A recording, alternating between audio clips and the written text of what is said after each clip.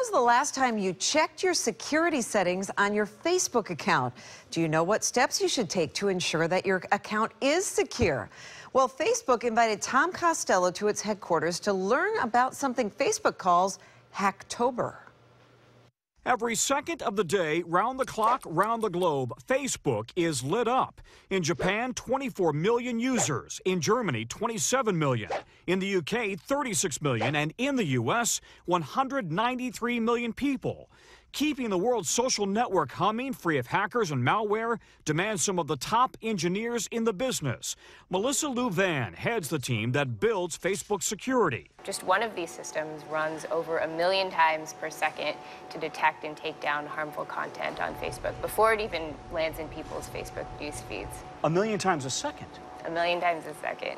Now, Facebook is urging users to review their security settings at facebook.com security checkup. Make sure your password is unique to Facebook and to every other website you visit. Don't share it. Review which apps you're giving permission to access your information.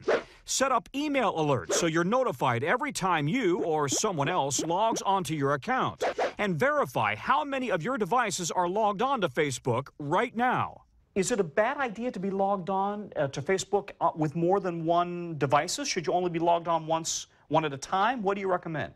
You can be logged in as many places as you want to be. There isn't a magic number. It's more just making sure that where you are logged in is exactly where you want to be.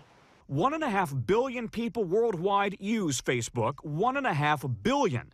And the average person spends a stunning 27 hours on Facebook each month. The challenge, safeguarding all of those identities, family photos, and pieces of personal information in a world where hackers have already targeted some very high-profile brand names. For the people who work at Facebook, October is a sort of test. The security team sets up simulated attacks, then gauges how employees react and learn from the hack. Just look at the hacks. This is the guy that just carved out with a scalpel. They call it Hacktober, a company-wide focus on spotting booby traps like fake news stories, emails, or web links, and stopping an attack before it starts. But what should the rest of us be watching for? Security pros say if a message from a friend or something on his or her wall looks suspicious, flag it. Sometimes, if something seems out of the ordinary, it probably is. And so it's a great thing to sit there and think, you know, so-and-so would never really say that, or that doesn't really sound like so-and-so. And that's something that's worth following up on. And one more thing about those posts we all see every few weeks denying Facebook the right to use or sell our photos. If I put photos on my Facebook page, does Facebook have access to those that they can use as they would like? No, those are your photos to use as you would like. You're not going to use them for your benefit? No. You promise? I promise. And that was Tom Costello reporting. Facebook also says it is free and it will always be free for its users. They promise. One more very important suggestion, Facebook says that we need to create a legacy contact in the event that we're incapacitated or that we pass away. But there is another side to this story. More information, and 8 on Your Side has those answers today. Joining me now, our social media expert, Jonathan Sellers. Thanks for being here today. We appreciate it.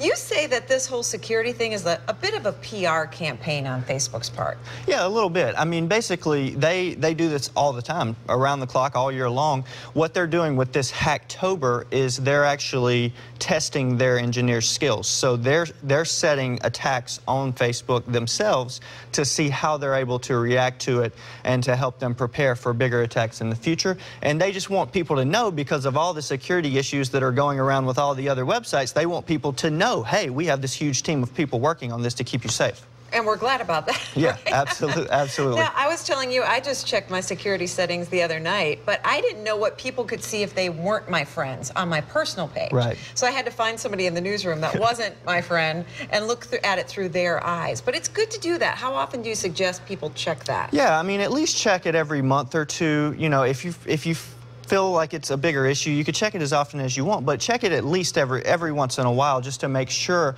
that you're sharing the things that you want to share with people, and you adjust that in your privacy settings. Okay, and there's a difference between privacy settings and security settings. Two different things. Right. Privacy settings are what people can see as far as your profile information and what you're posting.